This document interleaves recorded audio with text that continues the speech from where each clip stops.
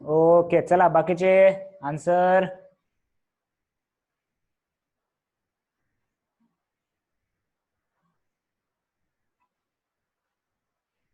Very good, very good. Out of mark, out of mark.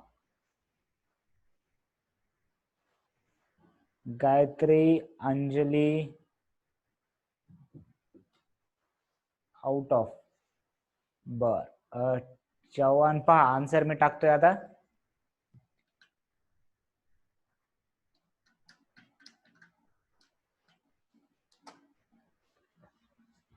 Okay, so check your score. याच्यामध्ये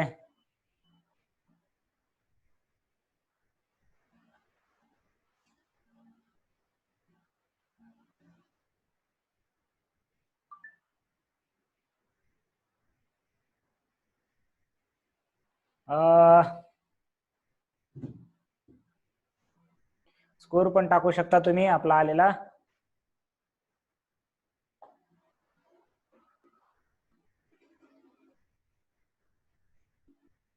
बर, असं आहे का?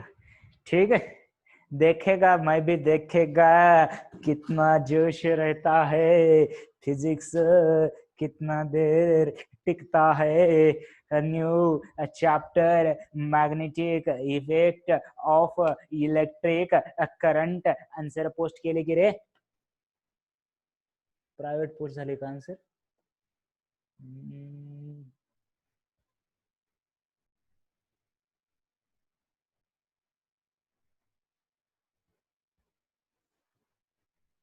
नाही आले. Okay, private. ओके का?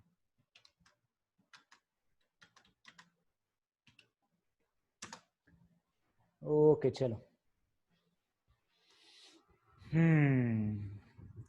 Okay, check your score.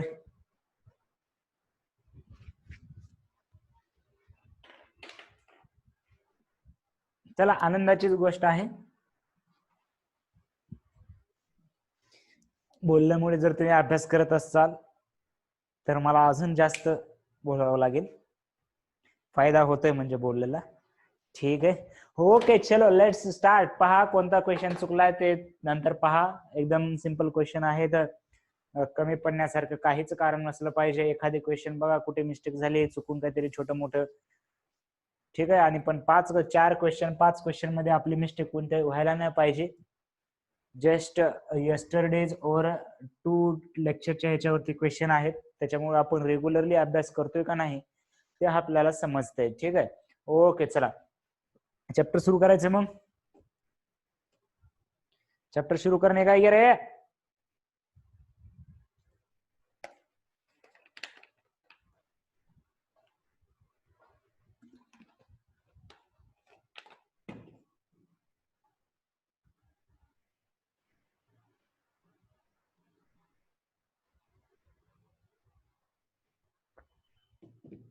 Okay, पहा, magnetic effect of electric current, MEEC, किंवा याला MESC पण लिहिलं जातं. कुठं? Magnetic effect of current. आपण करंट फिजिक्स मध्ये इलेक्ट्रिक करंटच पाहणार आहोत, आहे का नाही? त्याच्यामुळं magnetic effect of electric current. Electric current बद्दल आपण बऱ्याचशा गोष्टी माहिती केलेल्या आहेत याच्यामध्ये. ओके, चलो. तर current is a flow of charge. It is a rate of flow of charge or charge flowing per unit time. Unit, टिंब सगळ्या गोष्टी 11वीत झाल्या, परत 12वीत तेच झाल्या.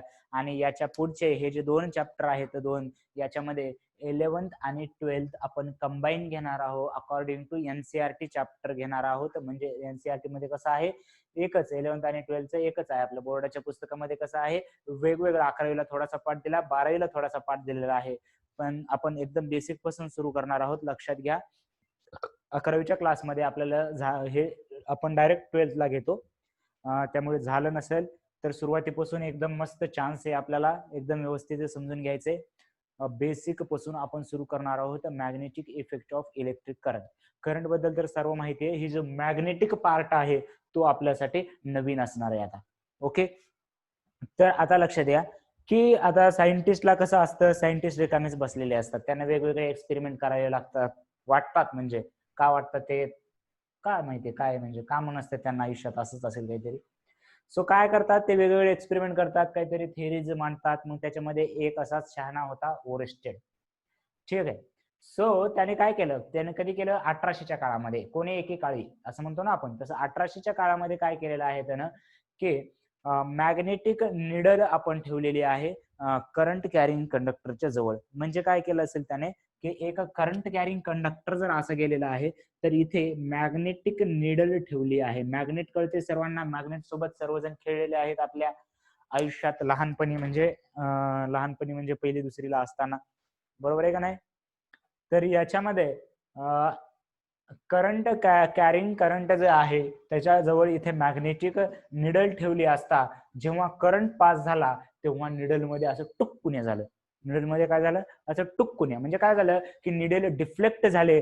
Wien magnetic needle is placed near to current carrying conductor then magnetic needle is shows deflection. म्हणजे ते magnetic निडलचं असं असतं, पण असतं कंपास असतो बघा, कंपास तो ठेवला ऍक्च्युली याच्याजवळ. कंपास म्हणजेच मॅग्नेटिक निडल. हा, कंपास पाहिला असेल किंवा तुम्ही मॅग्नेट पाहिला असेल स्मॉल ह्याच्यामध्ये, तर तेच असतं. आपल्याला त्याचं पण एकदम डिटेल आपल्याला लर्न करायचंय. पण याच्या जवळ, कंडक्टरच्या जवळ जर मॅग्नेटिक निडल ठेवली तर ते काय होते, डिफ्लेक्ट होते. मग आता याच्यामुळं काही काही काही काही शोध लावायला सुरू झाले की असं का झालं असेल, की याला पण काहीतरी बाहेरचं झालं असेल का, कुठेतरी दोरी व्हावं लागेल का, कुठेतरी झाडाखाली काहीतरी कोणी धरलंय का, हे ऑटोमॅटिक कसं डिफ्लेक्ट व्हायलंय, ह्याच्यामध्ये तर काही कॉन्टॅक्ट नाही.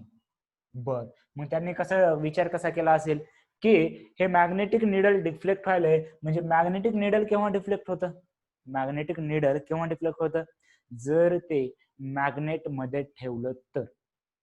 मॅग्नेटिक निडल केव्हा डिफ्लेक्ट होतं पहा, जर ते मॅग्नेट मध्ये ठेवलं तर, बरोबर आहे. मग असं डिस्कवर करण्यात आलं की या करंट कॅरिंग कंडक्टरमुळे इथे कुठेतरी मॅग्नेटिक फील्ड असली पाहिजे, इथे कुठेतरी मॅग्नेटिक फील्ड असली पाहिजे, त्याच्यामुळे ही मॅग्नेटिक निडल डिफ्लेक्ट होत आहे. राईट. मग याच्यामध्ये असं डिस्कस करण्यात आलं की current carrying conductor produces a magnetic field around it. Right. आणि मग याच प्रॉपर्टीला आपण काय म्हणतो, magnetic effect of electric current. This phenomenon known as magnetic effect of electric current. लक्षात आलं की याच्यामध्ये हे एक्सपेरिमेंट कोणी केला हे पण लक्षात ठेवायचं आपल्याला. हे एक्सपेरिमेंट कोणी केलेलं आहे, ओरस्टेडने केलेला आहे इन 1800 याच्यामध्ये केलेला आहे. की काय एक्सपेरिमेंट केला, जेव्हा मॅग्नेटिक निडल करंट कॅरिंग कंडक्टरच्या जवळ ठेवली तिथे मॅग्नेटिक फील्ड प्रोड्यूस झालं, म्हणजे हे डिफ्लेक्ट झालं. आणि या डिफ्लेक्शन होऊन आपण कन्क्लूड करू शकलो की इथे मॅग्नेटिक फील्ड तयार होत आहे. आणि मग आता ते किती होत आहे, कसं होत आहे, हे कुणी स्टडी करायचं. मग ओरस्टेड नाही करू शकला एका आयुष्यात, त्याला दुसरा जन्म घ्यावा लागला. आणि दुसऱ्या जन्मात तो बायोट आणि सेवर्ट्स हे दुसरे सायंटिस्ट आहेत. जरी आपण, आपल्याला काय माहिती आता ते तोच होता का काय होता. ठीक आहे. सो बायोट आणि सेवर्ट, आणि याने या मॅग्नेट्यूड विषयी डिस्कशन केलेलं आहे की अमाऊंट मॅग्नेटिक फील्ड किती होते. आता आपल्याला इलेक्ट्रिक फील्ड बद्दलच्या गोष्टी माहिती आहेत. चॅप्टर सुरू करण्याच्या आधी एक गोष्ट क्लिअर करू शकता तुम्ही की काय झालं. ओके, चल. तर इलेक्ट्रोस्टॅटिक्स आणि करंट इलेक्ट्रिसिटीवर आपण इतका वेळ फोकस का देत होतो, कारण याच्या पुढे मोर और लेस सिमिलर गोष्टी आपण मॅग्नेटिक फील्ड सोबत पाहणार आहोत. तिथे इलेक्ट्रिक फील्ड होती, ते चार्जमुळे, चार्ज असेल तर त्याच्यामुळे इलेक्ट्रिक फील्ड तयार होती. इथे मॅग्नेटिक सबस्टन्स, मॅग्नेटिक प्रॉपर्टी जर असेल सबस्टन्स कडे तर त्याच्या अराउंड, जसं चार्जच्या अराउंड इलेक्ट्रिक फील्ड तयार होते तसं मॅग्नेटच्या अराउंड मॅग्नेटिक फील्ड तयार होते. आणि त्याच्यामुळे आता तुम्हाला कंपॅरिझन करत करत चालायचे तुम्ही की इलेक्ट्रिक फील्ड मध्ये कसं होतं, मॅग्नेटिक फील्ड मध्ये कसं आहे. तर मग इथे जे अमाऊंट आहे मॅग्नेटिक फील्डचं जे अमाऊंट आहे तयार होणार, ते मॅग्नेटिक फील्ड असं एकदम पूर्ण काढलेलं नाही. समजा एक इथं एकदम एकदम स्मॉल अमाऊंट घेतलं याचा आता एक्सपेरिमेंट नुसार, आणि याला डीएल काय म्हटलं जातं, Diehl is a small segment of conductor. DL is a small segment of a conductor, right? तर या एका एकदम छोट्याशा स्मॉल कंडक्टरमुळे इथे समजा काहीतरी स्मॉल मॅग्नेटिक फील्ड आहे, त्याला आपण जर समजा डीबी लिहिलं, right. So according to Biot Savart's law, याला काय म्हणणार आता आपण, बायोट सेवर्ट्स लॉ. पहा एक्सपेरिमेंट कोणी केले आधी, इंट्रोडक्शन एक्सपेरिमेंट. आता हे आपल्याला वाटतं की काय निडल तर ठेवून बघायचं होतं, पण जेव्हा फिजिक्स डेव्हलप होतं हे लगेचच एका दिवसात होत नसते. वेगवेगळे आता हे ऍक्सिडेंटली पण होऊ शकते, त्याची मॅग्नेटिक फील्ड म्हणजे चुकून कंपास त्याच्या कंडक्टरच्या जवळ राहिला समजा, आहे का नाही, असं पण होऊ शकते. तसं पण तुमच्या सोबत ऍक्सिडेंटली तुमचा पण एखादी एक्सपेरिमेंट होऊ शकतो तुमच्या सोबत पण. मग त्याच्यामध्ये याने सर्व ते थोडीसे प्रॉपर्टी मानले की बाबा मॅग्नेटिक फील्ड आहे. मग तेव्हा कळलं सगळ्याला की कंडक्टरमुळे मॅग्नेटिक फील्ड आहे, कंडक्टरमुळे मॅग्नेटिक फील्ड आहे. मग या दोघांनी काय केलं की या मॅग्नेटिक फील्डचं मॅग्नेट्यूड देण्यासाठी एक लॉ डिराईव्ह केला, आणि तो लॉ जो आहे त्याचं जो मॅग्नेट्यूड आहे ते वेक्टर मध्ये जर तुम्हाला लिहायचं असेल, डीबी बार. बी म्हणजे मॅग्नेटिक फील्डला आपण डिनोट करणार आहोत कॅपिटल बी लेटरने, जसं की इलेक्ट्रिक फील्डला आपण डिनोट करणार होतो E लेटरने. So small magnetic field due to small conductor is given by mu naught upon 4 pi. थोडंसं सिमिलर आहे, थोडंसं मी हळूहळू साक्षात्कार होईल आपल्याला, वेट करायचे.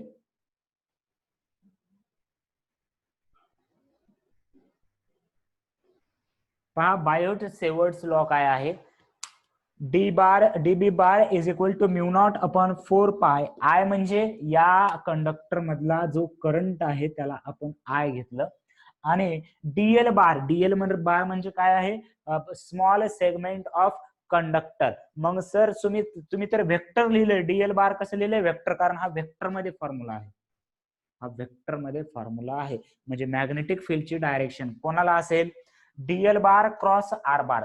पण सर डीएल बार म्हणजे तर सेगमेंट आहे, याची डायरेक्शन कशी घेणार, डीएल बारची डायरेक्शन म्हणजे स्मॉल सेगमेंट ऑफ करंटची डायरेक्शन काय घ्यायचे, करंटची जी डायरेक्शन आहे तशीच याची डायरेक्शन घ्यायची. म्हणजे करंट जर या डायरेक्शनला असेल तर डीएल बारची डायरेक्शन सुद्धा अशीच घ्यायची, करंट या डायरेक्शनला असेल तर डीएल बारची सुद्धा डायरेक्शन अशी घ्यायची. आणि यालाच करंट एलिमेंट असं सुद्धा म्हटलं जातं. ठीक आहे, करंट एलिमेंट.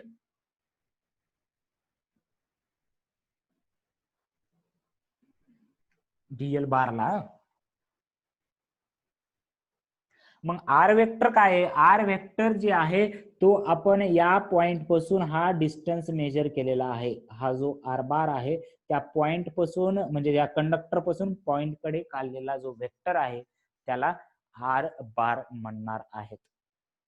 आणि मग हे काय आहे सर, म्यू नॉट काहीतरी वेगळंच दिसतंय, आतापर्यंत एप्सिलॉन नॉट होतं, आता हे काय आलं, म्यू नॉट आलं. इलेक्ट्रिक फील्ड मध्ये एप्सिलॉन नॉट होतं, त्याला काय म्हणायचो आपण, परमिटिव्हिटी म्हटलेलं आहे. मग म्यू नॉटला काय म्हणणार आहोत, परमियाबिलिटी म्हणणार आहोत. काय म्हणणार आहोत, परमियाबिलिटी.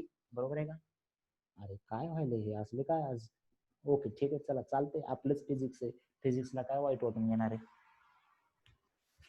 सो पहिल्यांदा लिहून घ्यायचंय, याच्यामध्ये थोडस आता लिहून घ्या, मी सांगतो हळूहळू. थोडस आता मॅग्नेटिक कन्सेप्ट एकदम नवीन आलाय की एक फॉर्म्युला सांगायचं झालं की हे पण कन्सेप्ट, परत हे म्यू नॉट, त्याच्यानंतर हे मॅग्नेटिक फील्ड, या सर्व गोष्टी एकत्र येतील. आपण प्रत्येकावर हे म्यू नॉट म्हणजे नेमकं कशावरती डिपेंड असणार आहे, हे मॅग्नेटिक फील्डची डायरेक्शन कशी असणार आहे, ते फील्ड खरंच दिसते का, दिसत नाही तर मग आपल्याला काय करावं लागेल, या सर्व गोष्टी हळूहळू पाहिजेत. थोडस लिहून घ्या.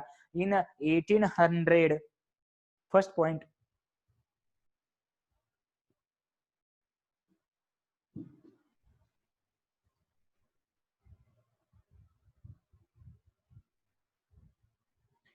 In 1800 Oersted discovered that ओरस्टेडची स्पेलिंग मला वाटते बोर्डावरती असेल. कुठे आहे? इथं आहे. OERSTED. Oersted discovered that if magnetic needle is placed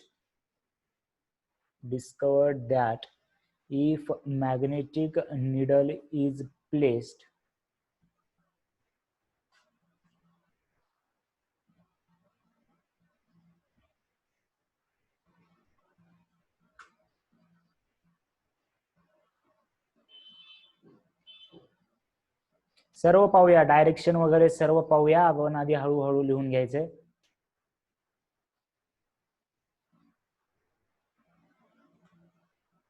Biot Savart's law पाहतोय आपण. म्हणजे त्याच्या आधी इंट्रोडक्शन पार्ट काय लिहिलात? In 1800 Oersted discovered that if magnetic needle is placed near to current carrying conductor.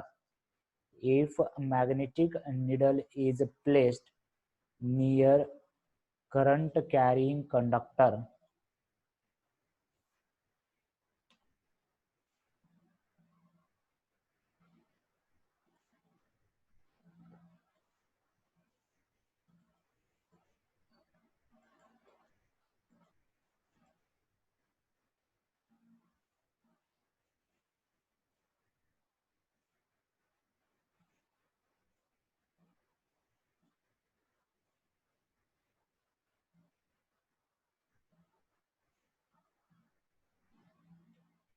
near current carrying conductor, then it shows a deflection.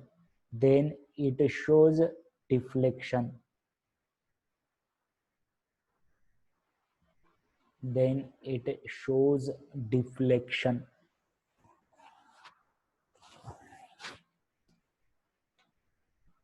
Then it shows deflection. म्हणजे जो compass आहे तो करंट कॅरियरच्या जवळ जर ठेवला तर तिथे डिफ्लेक्शन दिसलं आणि त्यालाच याच प्रॉपर्टीला लिहा, त्याच्या खाली लिहा नेक्स्ट पॉइंट मध्ये, current carrying conductor produces magnetic field. Next point मध्ये लिहा,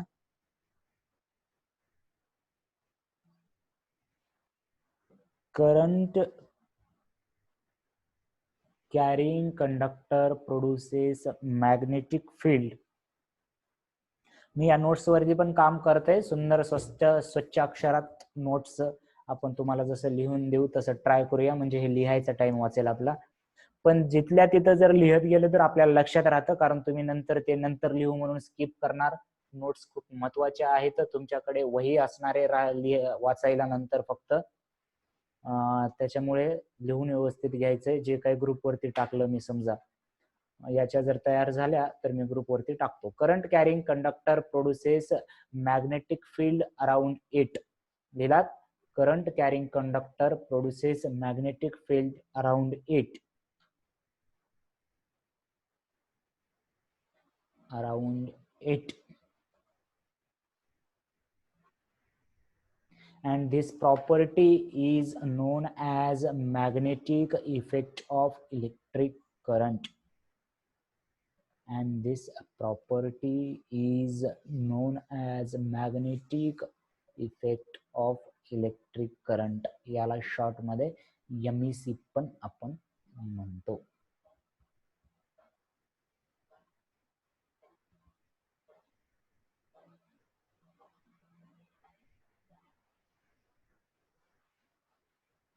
ओके, इथपर्यंत क्लिअर आहे का सर्वांना?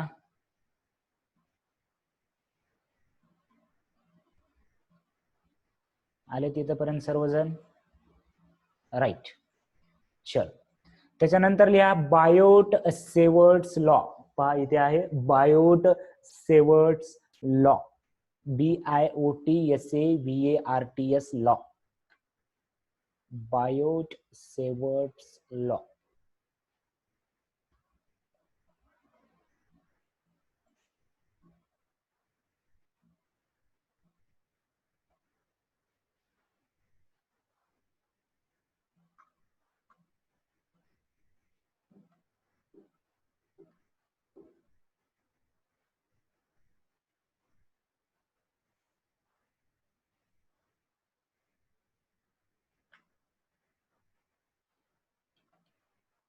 लिहा बायोट सेवर्ट्स लॉ मध्ये लिहा a magnetic field due to small segment of current conductor लिहा magnetic field due to small segment of conductor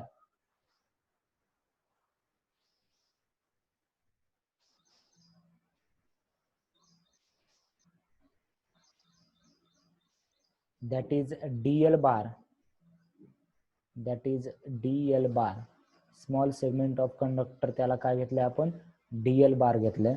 A magnetic field due to small segment of conductor that is dl bar is given by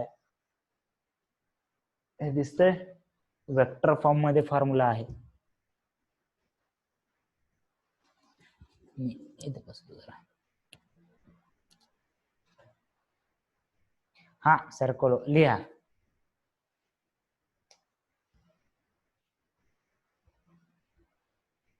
dB bar is equal to mu naught by 4 pi I into bracket मध्ये dl bar cross r bar upon r cube. r bar चा cube आहे actually तो.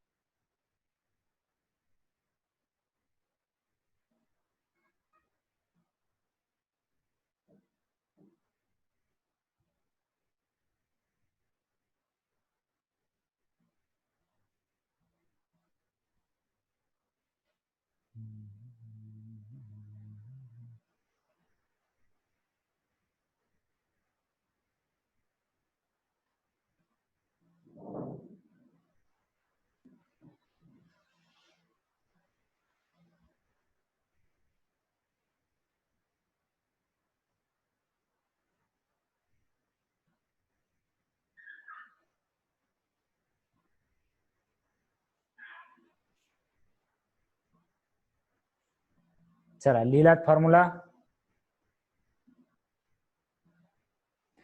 ठीक आहे.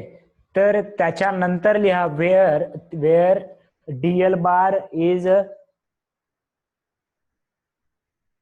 Current element, dl bar is a current element, where dl bar is current element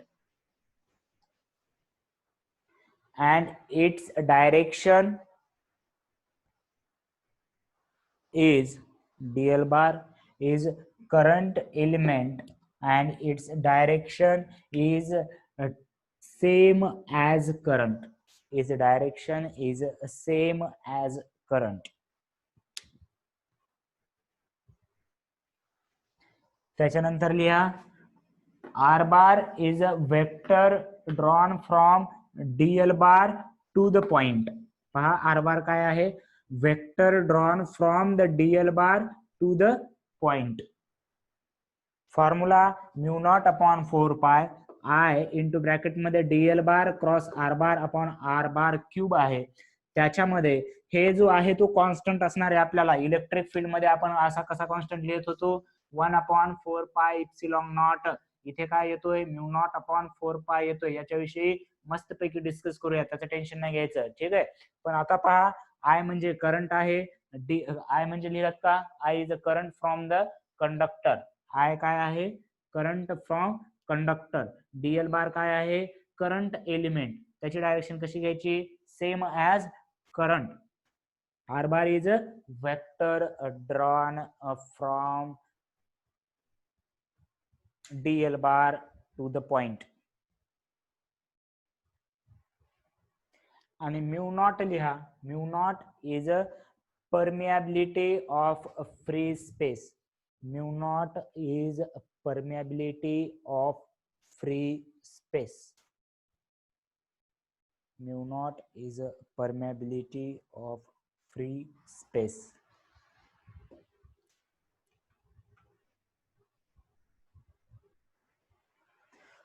पहा जर हा magnitude मध्ये जर फॉर्म्युला लिहायचा असेल, आता हे सांगायची गरज नसली पाहिजे आपल्याला की याला हा वेक्टर फॉर्म मध्ये फॉर्म्युला झाला.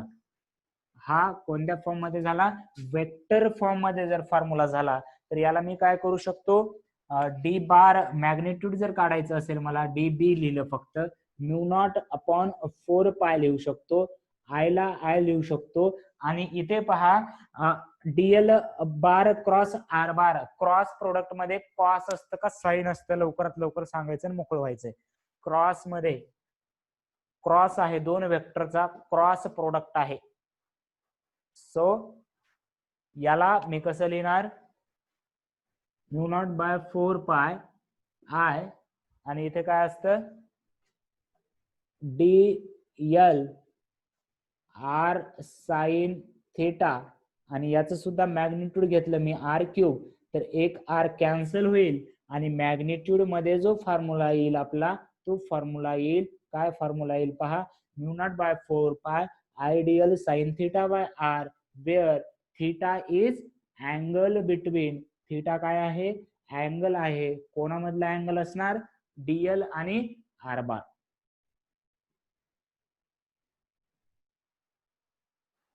क्लिअर आहे का, झोपलेत का बाकीचे सर्वजण, झोप लागले लिहायला दिलं ना,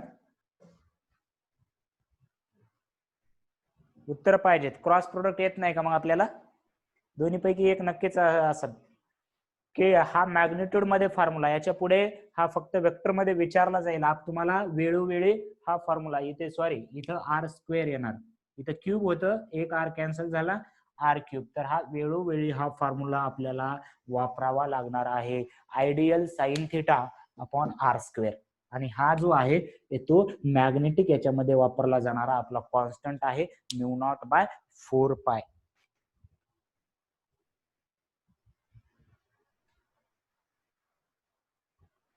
याची व्हॅल्यू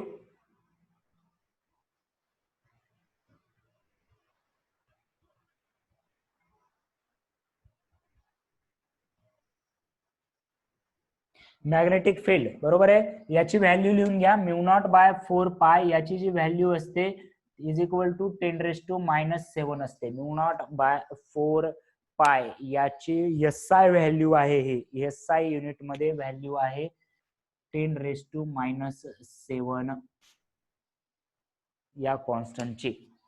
सेम इलेक्ट्रिक फील्ड जसं स्टडी करणार आहोत तसंच याचं एक क्वांटिटी आपल्याला नवीन आली, मॅग्नेटिक फील्ड, ती लेटर डिनोट बी ने करतो. मॅग्नेटिक फील्ड कुठून इंट्रोड्यूस झाली आपल्याला, त्याचा रेफरन्स होता इलेक्ट्रिक फील्ड, रेफरन्स होता, फक्त मॅग्नेटिक फील्ड बघत नव्हत आपण, मॅग्नेटिक फील्ड आली इथे, पण कुठून आली, करंट मुळे आली, म्हणजेच तिथं इलेक्ट्रिक कडून मॅग्नेटिक कडे येतोय आपण आता हळूहळू, मग त्याच्यासाठी फॉर्म्युला आला mu naught upon 4 pi I dl sine theta upon r square. हा जो म्यू नॉट आहे त्याला परमियाबिलिटी म्हणायचंय फ्री स्पेसची, आणि याची जी व्हॅल्यू असते ते 10⁻⁷ असते एस आय मध्ये. आणि आता हे जे बी आहे, कॅपिटल बी जर लिहिलं मी मॅग्नेटिक फील्ड साठी, तर ही एक नवीन क्वांटिटी आली, त्याला आपण क्वांटिटी एखादी पाहिली की काय पाहतो की तिचं फॉर्म्युला काय, फॉर्म्युला तर झाला, मग तिचं युनिट काय आहे, त्याचं डायमेन्शन काय आहे, ती क्वांटिटी स्केलार आहे का वेक्टर आहे. आता मी फील्ड म्हटल्यानंतर हे तर तुम्हाला कळलं असेल, किंवा डायरेक्टली इथं आपण वेक्टर फॉर्म्युला पाहिलाय त्याचा, म्हणजे मॅग्नेटिक फील्ड कशी असायला पाहिजे, magnetic field is a vector quantity, म्हणजेच तिला दिशा असली पाहिजे. ओ सर, तिच्या दिशेबद्दल काही सांगता का, तिच्या दिशेबद्दल पण सांगूया आपण, तिची दिशा पाहूया आपण, पण आधी याचं युनिट लिहून घ्या, unit of magnetic field, unit of magnetic field, SI unit is a Tesla, not a टकला. काय आहे, टेस्ला, टेस्ला नाही, टेस्ला नाही, टेस्ला, SI युनिट आहे टेस्ला, किंवा यालाच वेबर पर मीटर स्क्वेअर असं पण लिहिलं जातं, weber per metre square. SI unit आहे टेस्ला और weber per metre square.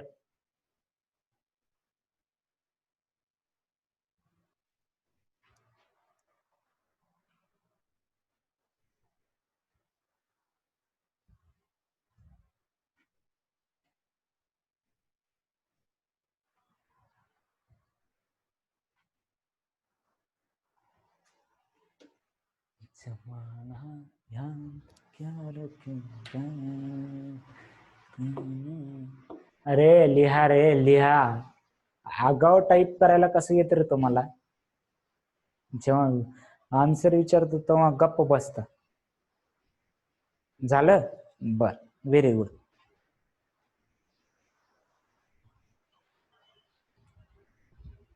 SI unit सांगितले. सीजीएस युनिट, सीजीएस युनिट आहे gauss. CGS unit, SI unit tesla किंवा weber per metre square. CGS unit आहे गॉस.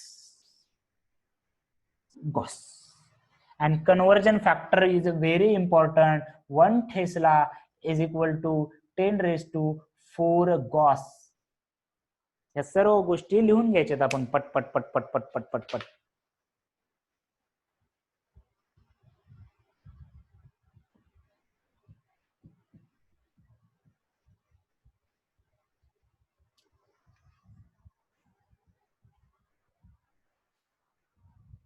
तुमच्याकडे एक काम आहे आणि तुम्ही याच्यावरून मला म्यू नॉटचं युनिट उद्या कॅल्क्युलेट करून सांगायचं. म्यू नॉटचं युनिट काय असायला पाहिजे. तुम्हाला बाकी सर्व माहिती आहे, ठीक आहे. तर आपल्याकडे एक काम आहे की म्यू नॉटचं युनिट काय असलं पाहिजे हे उद्या सांगायचं मला. ओके. हो रे प्रथमेश बाळा. ओके ठीक आहे. तर याच्यामध्ये लक्षात घ्या की आपण फॉर्म्युला पाहिला. फॉर्म्युला पाहिल्यानंतर याच्यामध्ये त्याचं युनिट काय आहे. एसआय युनिट आहे टेस्ला आणि सीजीएस युनिट आहे weber. Sorry SI unit tesla किंवा त्यालाच वेबर पर मीटर स्क्वेअर असं काहीतरी पानसट बोललात मध्ये की जरा असं लक्ष जाते. त्याच्यानं जरा आपला पानसटपणा आपल्यापाशीच ठेवा, ठीक आहे. ओके. सो टेस्ला आणि वेबर पर मीटर स्क्वेअर आणि सीजीएस युनिट जे आहे ते आहे गॉस. सीजीएस युनिट जे आहे ते गॉस आहे आणि conversion factor 1 tesla is equal to 10 raise to 4 gauss. Right. आता हे झालं कशाबद्दल झालं कडे, हे फील्ड बद्दल झालं कडे. हे फील्ड बद्दल काय काय पाहिलं बाबा हे की एक तर वेक्टर फॉर्म्युला पाहिला, त्याच्यानंतर मॅग्निट्यूड काढायचा एक वेगळा म्हणजे त्यालाच ऍडजस्ट करून पाहिला मॅग्निट्यूड साठीचा फॉर्म्युला. बर ते पण झालं. त्याचं युनिट पाहिलं, त्याचं डायमेन्शन आता युनिट वरून तुम्हाला कॅल्क्युलेट करता येईल. आणि मग आता महत्वाचं म्हणजे त्याला दिशा होती असं आपण पाहिलं होतं. तर त्याच्या दिशेबद्दल आता आपण पाहूया. तर तुम्हाला फॉर्म्युल्यावरूनच आलं पाहिजे. फॉर्म्युल्यामध्ये दोन वेक्टरचा क्रॉस प्रोडक्ट आहे. Therefore write it down. Direction of the magnetic field is given by cross product rule. लिहा. Direction of value direction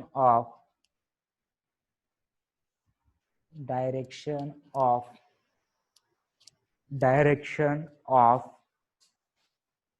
magnetic field. Direction of a magnetic field is given by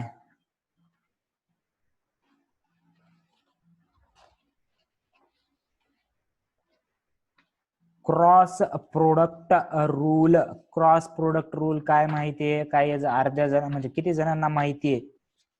काढता येईल का? Cross product rule काय असते हो sir? हे कुठं कुठं झालंय? मला काही शिकवलंच नाही.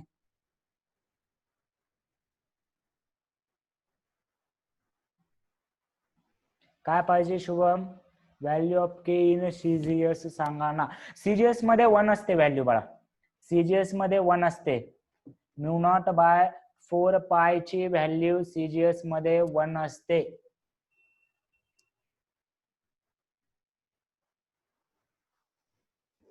हे जर घेतला के, याला के मॅग्नेटिक कॉन्स्टंट आहे. हा हे एसआय मध्ये 10⁻⁷ आणि सीजीएस मध्ये 1.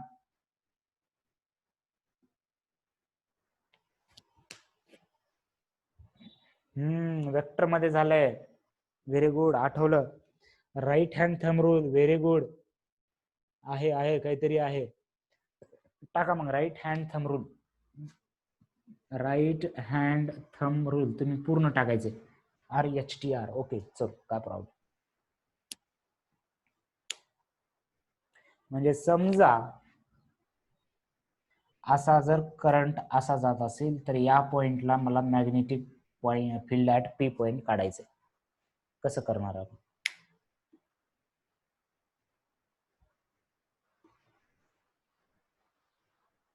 राईट हँड थंब रूल टाकले हेडिंग तर मला P च्या मध्ये डायरेक्शन सांगायचं मला. राईट हँड थंब रूल कसा वापरणार तुम्ही इथे?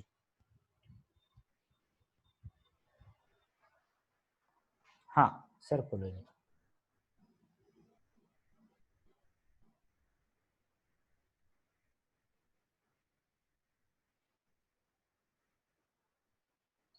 सर्कललाच आहे मी. हो काय म्हणलं सर? सर्कल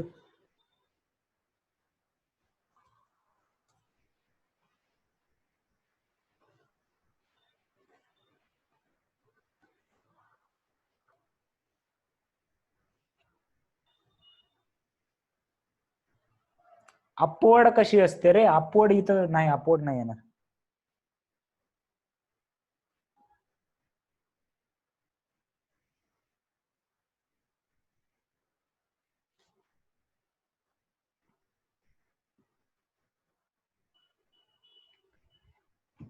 पहा दोन वेक्टर. Okay inward.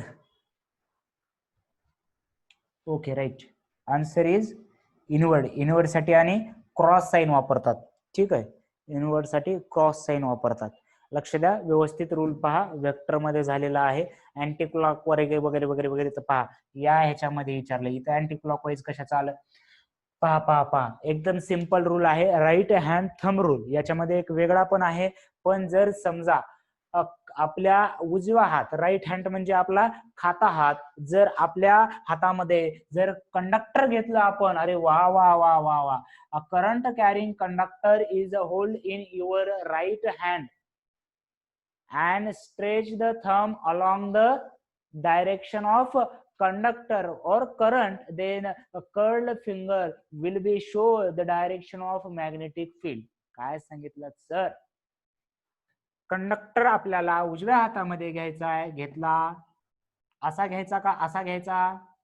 असा घ्यायचा की आपला जो थंब आहे तो करंटच्या डायरेक्शनने असला पाहिजे. थंब वर, करंट वरच्या डायरेक्शन आहे म्हणून थंब असा असला पाहिजे. असं घेतलं. मग आता या पॉइंटला माझी कर्ल्ड फिंगर आतमध्ये जात आहेत म्हणून इथे मॅग्नेटिक फील्ड आतमध्ये असेल.